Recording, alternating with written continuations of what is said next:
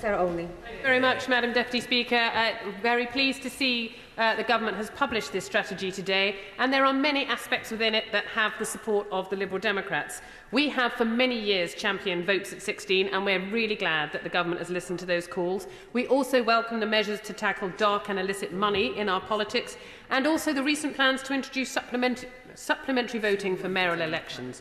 But I'm concerned that this strategy shows nowhere near the kind of ambition that we need to fix a system of elections which has left large swathes of the public feeling like their vote simply doesn't count. As members across the House will know, last year's general election turned out the most disproportionate result in history, with nearly 60% of people who voted not represented in Parliament by the candidate that they voted for. This opportunity cannot be wasted. Will the Government go further? Will they look at scrapping voter ID in its entirety? Will they look at introducing further measures to ensure that foreign oligarchs such as Elon Musk are not able to interfere in British politics, including through party funding? And will they finally scrap first past the post and introduce fair votes via proportional representation? Thank you. The honourable lady has a lot of questions. I just want to say to her, the Government has no plans to change the electoral system for UK parliamentary and local elections. Her party in the coalition government had the opportunity through the referendum to campaign and also introduce the appropriate changes. Our focus is making sure that we address the manifesto commitments that we have made, including voting age at 16, and I'm grateful to her and her party for their support.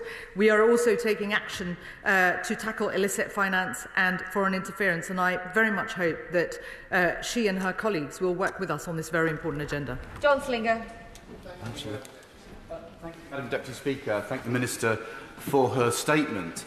But I haven't heard her say anything about the work of the boundary commissions for local government and for constituencies, and I think that should be part of this discussion, particularly in terms of ensuring that constituencies can be made up of genuine communities, therefore getting rid of this pointless rule that a constituency cannot go beyond a certain region, so that areas of Essex, for instance, near my constituency, cannot be included within Romford, only going into London. Similarly, local council wards would surely be better if they were one-member wards. Therefore, they could be like mini constituencies looking after a particular community. Wouldn't that be a better way forward, and would she consider that as part of her review? Minister.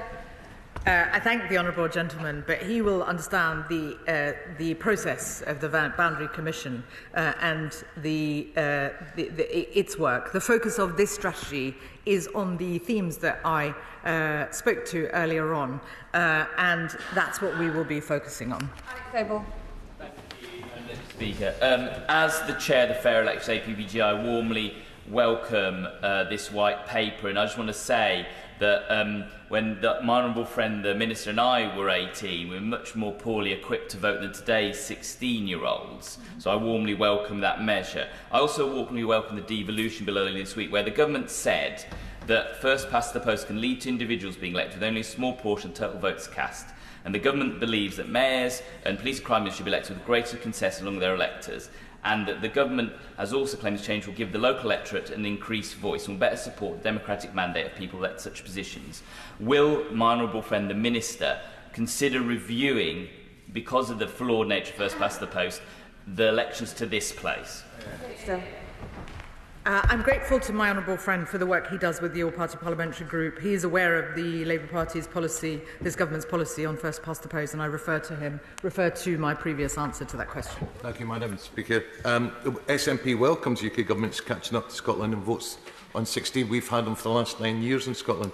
However, it's clear that real change also requires looking at this Parliament's electoral system. Recent polls have shown that the leading party currently will win the majority of seats at the next election on less than 30% of the vote. So isn't it a long time this government reformed the UK's Parliament's broken electoral system, introduced proportional representation, as is Welsh Labour are doing in the Welsh Senate? Minister. I would refer the honourable gentleman to my previous answer. The government has no plans to change the electoral system for UK parliamentary or local elections. Dr Scott Arthur. Thank you, Madam Deputy Speaker, and I do welcome this announcement. I can only speculate about why the party opposite didn't decide to clean up party funding when they were in government. I can only speculate. But I do want to echo some of the comments around proportional representation. Personally, I feel it's the heart of many of the problems we face as a country in recent times. I absolutely accept that it's not part of these proposals, but will the Minister keep an open mind, look at other strong democracies around the world and see how they've been able to use PR, both to strengthen their democracy, but also to create a more collaborative political culture? Minister. I thank my honourable friend for his question. I refer him to the previous answer and the Labour Party's position. The government has no plans to change the electoral system. He's right, of course, that we should always learn from international experience, and we are certainly doing that on a range of different agendas, including, of course, some of the themes of this strategy.